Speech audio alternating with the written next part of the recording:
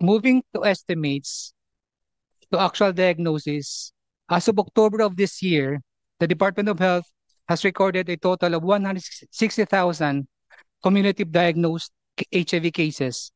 This marks a significant rise from 21 new cases per day in 2015 to 56 cases per day in 2025. Increase in confirmed cases may be a cause of both increase in infections and improving case finding through expanded testing access and surveillance efforts.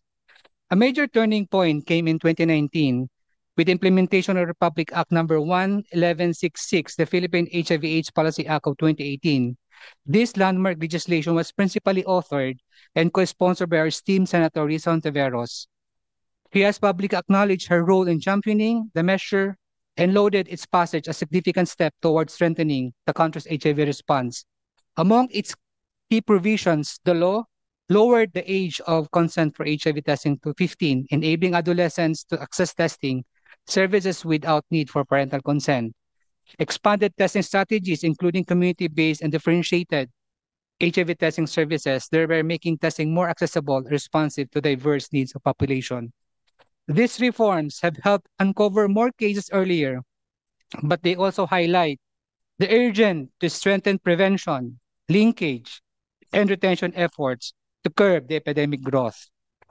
Next, please.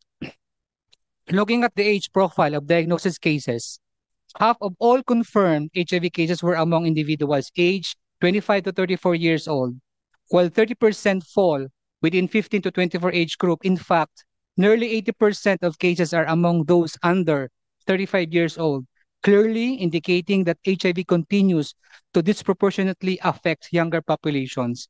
Sexual contact remains the predominant mode of transmission, with 83% of cases reported among males having sex with males. These figures remind us that HIV continues to affect young, sexually active populations, underscoring the need for targeted youth-centered interventions.